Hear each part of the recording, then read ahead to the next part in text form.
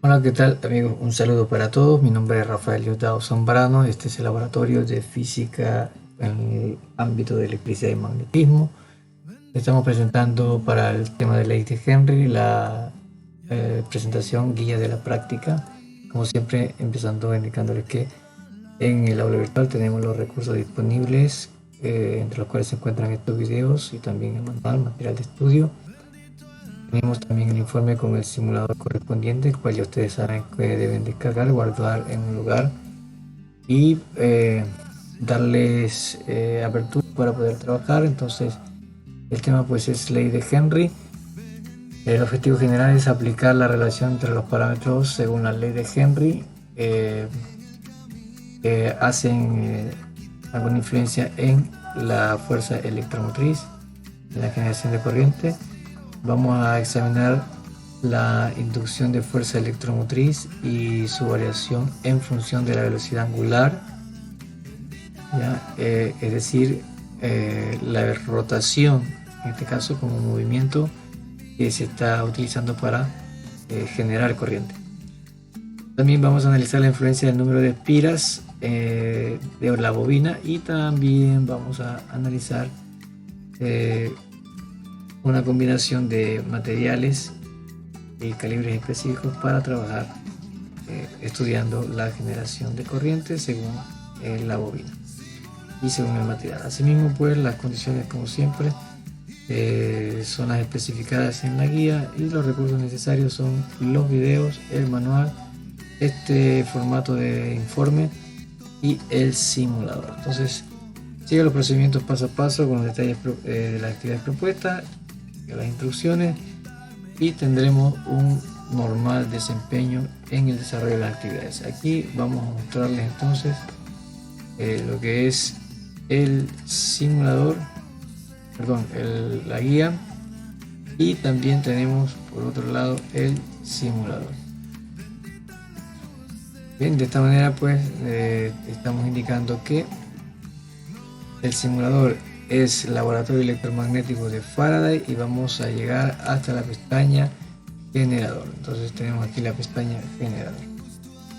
La primera actividad, FEM inducida en función de la velocidad angular. El simulador está, vamos a ver aquí un poquito más ampliado, dice muestra un modelo de generador eléctrico que usa el caudal de agua, o sea, es un generador hidroeléctrico, es lo que vemos aquí.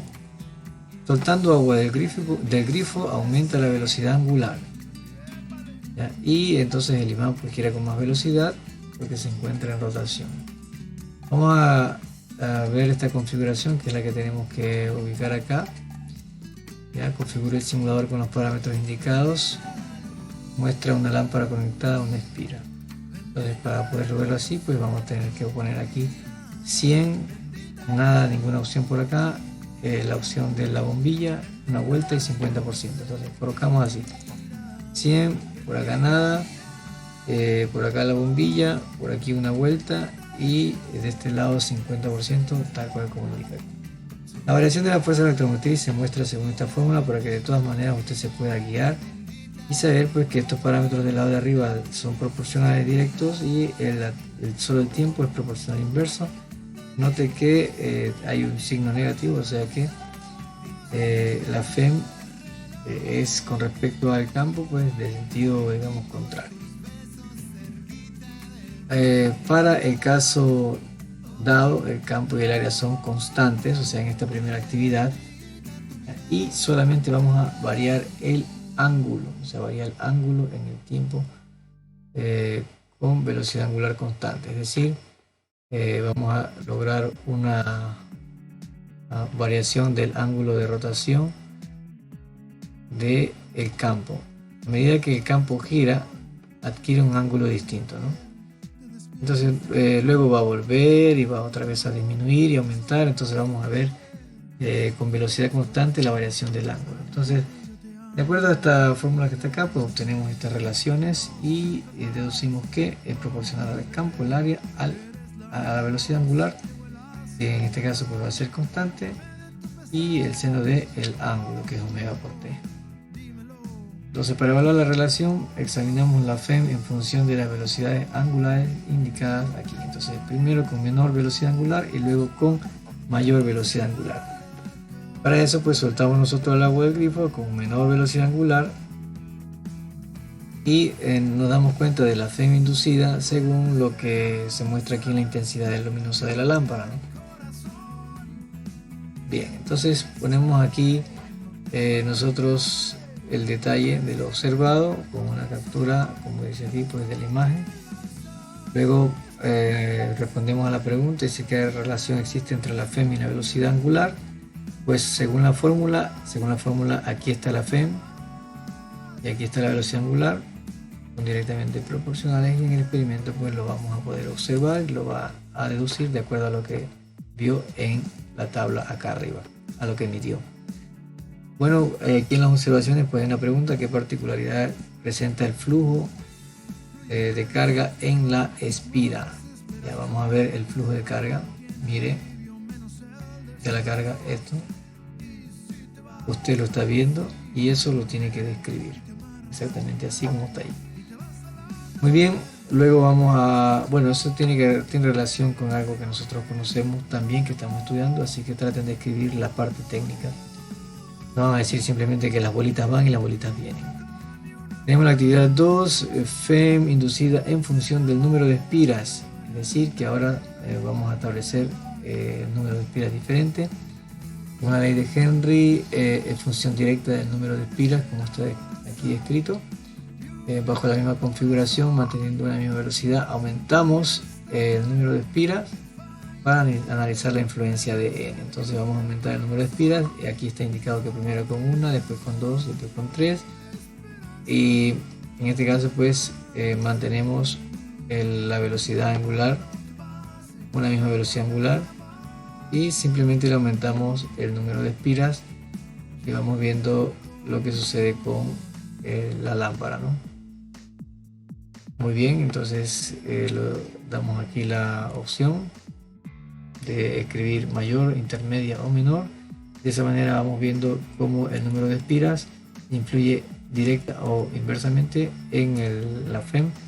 Respondemos a las preguntas aquí: ¿qué relación existe entre la FEM y el número de espiras? Según la fórmula, pues ya lo sabemos, y según el experimento.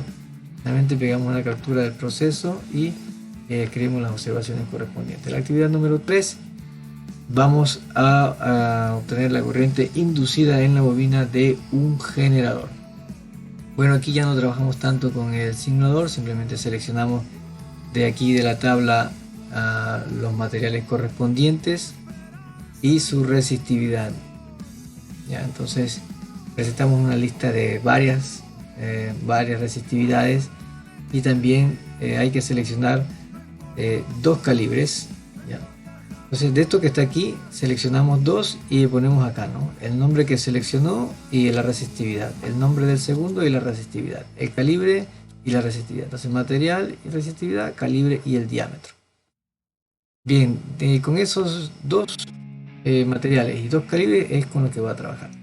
En la tabla 4 se usa la corriente inducida sustituyendo los parámetros involucrados en la expresión para corriente eléctrica, es decir, que vamos a utilizar esta FEM inducida a esta resistencia que ya conocemos, que es ρL sobre A, la resistencia en este caso de esta espira por la longitud, por el área de sección y por el material.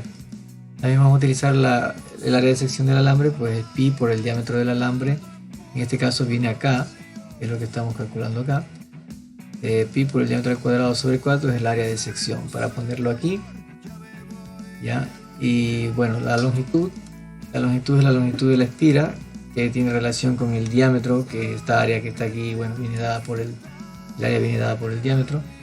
Y finalmente pues la expresión para la corriente, que es voltaje sobre resistencia. Una vez que nosotros hemos unido todas estas relaciones, obtenemos que la corriente máxima. ¿Por qué máxima? Porque como pueden ver, pues esa corriente aumenta, disminuye, o sea, se llama alterna. ¿Ya? Entonces es la magnitud máxima de esta corriente inducida o generada, luego que hacemos todas estas uniones va a resultar en este valor que está acá. Bien, aquí tenemos la descripción de cada uno de esos parámetros: el diámetro del alambre, el diámetro de la bobina, el del alambre es el grosor y el de la bobina es este diámetro más amplio. La resistividad es el material que viene acá arriba, el campo magnético. El campo magnético pues es el campo magnético del imán. Aquí está el campo magnético. Omega es la velocidad angular.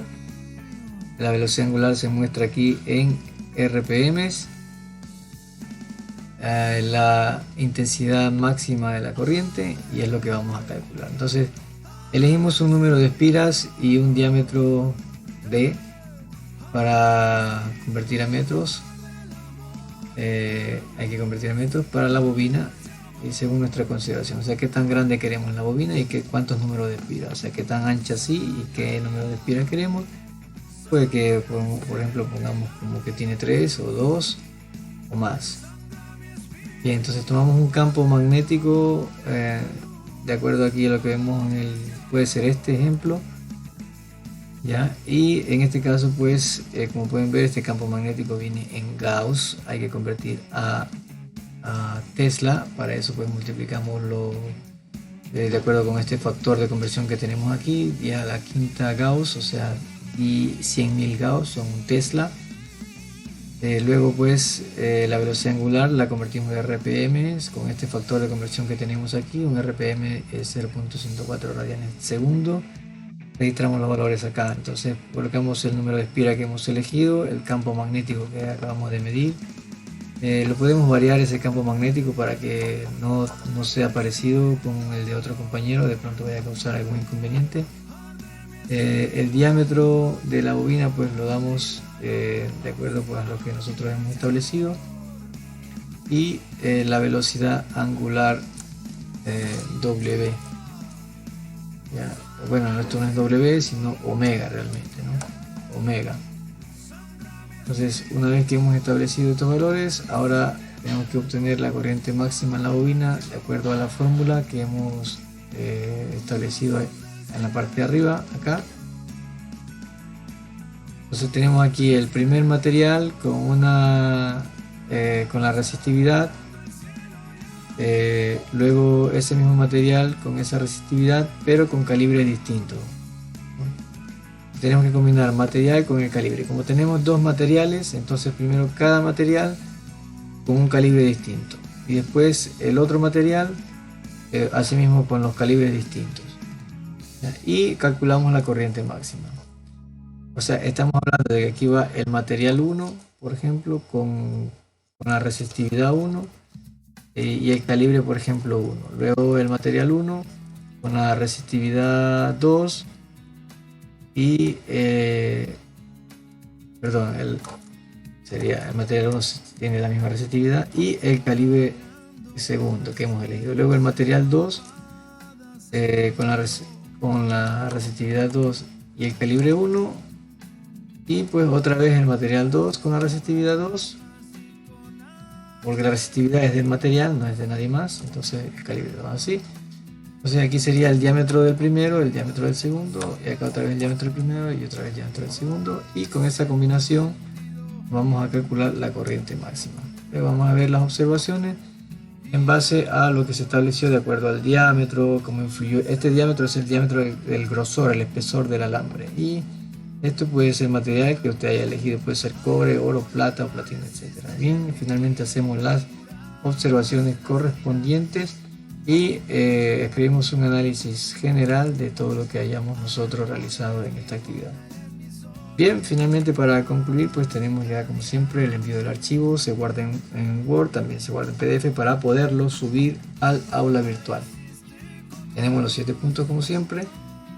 Es importante hacer bien las actividades, poner unas conclusiones coherentes y sustanciales, asimismo tener en cuenta la ortografía. Pues eso es lo necesario para su puntuación. Recuerde que es muy importante explicar situaciones reales sujetas a estos procesos. Finalmente pues no olvide el test, que es sobre 3 puntos y tiene 4 preguntas planteadas con los temas referentes a esta práctica. Esto fue la guía de práctica en el tema Ley de Henry para laboratorios de física, electricidad y magnetismo. Mi nombre es Rafael Diosdado Zambrano y con ustedes será hasta la próxima ocasión.